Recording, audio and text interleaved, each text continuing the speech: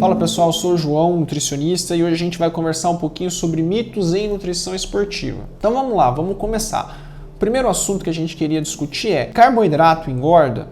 Bom, na verdade, muitos estudos já foram desenvolvidos sobre esse aspecto e a resposta é muito clara: carboidrato não engorda. O que engorda é o balanço energético positivo. O que é balanço energético positivo? É comer mais do que você gasta. Se você gasta 1.500 quilocalorias por dia e consome 2.000, 2.500 quilocalorias por dia, isso faz engordar, independentemente se é o consumo de carboidrato ou não.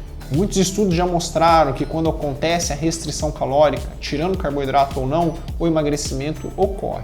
Tudo bem? Então esse nutriente ele precisa também estar dentro da dieta, seja da pessoa que quer ganhar massa muscular ou seja da pessoa que quer emagrecer. Nesse mesmo sentido, a gente já pode responder outras questões relacionadas ao carboidrato. Comer carboidrato à noite engorda? Também não tem nenhum estudo mostrando isso pra gente. Então, desde que você consiga controlar o consumo calórico diário, desde que seja possível controlar a quantidade de carboidrato diário e mantendo a dieta num balanço energético negativo, comendo menos do que se gasta ou mantendo a dieta num balanço energético neutro, não vai ter problema nenhum relacionado ao carboidrato. Praticar jejum intermitente ajuda no processo de emagrecimento?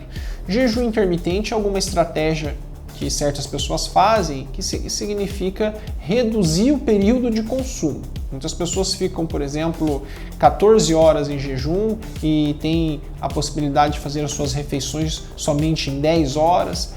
O tempo de jejum varia um pouquinho para cada estratégia, mas a literatura científica já investigou esse aspecto e o que a gente sabe é que o mais importante para o emagrecimento é a restrição calórica.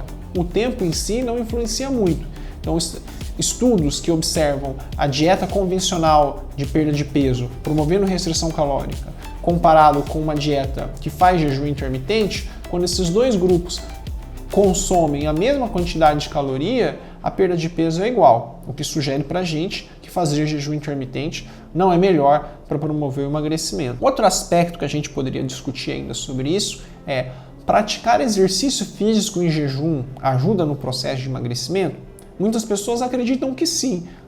Acordam pela manhã, não tomam o seu café, vão na academia praticar exercício porque acreditam que fazendo isso vai ter uma queima maior de gordura e ajuda no processo de emagrecimento. Mas a verdade é que isso aí também é um mito.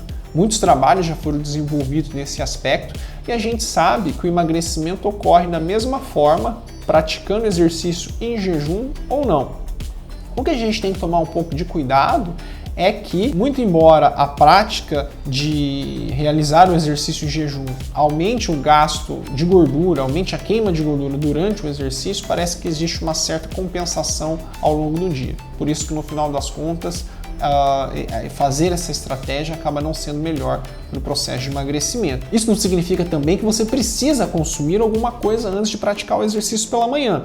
Eu encontro várias pessoas que falam para mim: João, mas eu consigo praticar o exercício em jejum, eu me sinto bem. Na verdade, se eu tomo café da manhã, eu me sinto muito cheio, muito estufado, eu não consigo realizar o exercício. Nesse caso, pode fazer o exercício em jejum sem problema nenhum. O que tem que deixar claro aqui é que não é melhor para emagrecer. Mas se a pessoa prefere praticar em jejum, não passa mal, não tem problema nenhum, então pode fazer. Tudo bem? Outra pergunta também que as pessoas fazem: o whey protein engorda? Na verdade, o whey protein poderia ser até interessante no processo de emagrecimento, porque com a utilização desse produto aumentaria a quantidade de proteína consumida, o que poderia ajudar na manutenção da massa muscular e até mesmo no aumento da saciedade.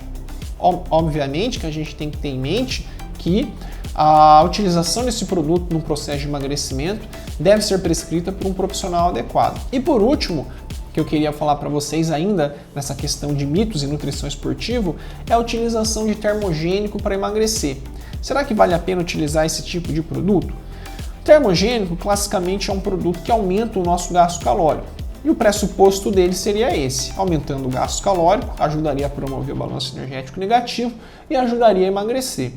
No entanto, na prática, o que a gente observa através dos estudos científicos é que o impacto do termogênico no aumento do gasto energético é muito pequeno.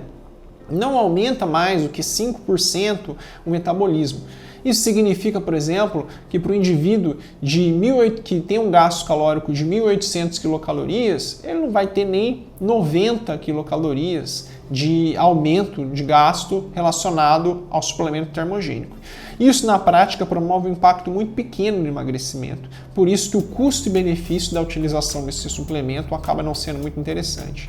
Então, o mais interessante para o emagrecimento seria a gente pensar em estratégias de dieta e de exercício físico. Suplementos voltados para o emagrecimento ou não funcionam ou apresentam um custo-benefício muito baixo, que a sua utilização acaba não sendo interessante. O indivíduo deveria utilizar o suplemento mais ou menos por 6 meses para ter uma perda de peso de 2 quilos. Então acaba não sendo muito interessante. Tudo bem? Então esse foi o nosso vídeo sobre nutrição esportiva. Muito obrigado por ter assistido. Não esqueçam de deixar os seus comentários e também se inscrevam no canal para receber mais dicas como essa. Muito obrigado.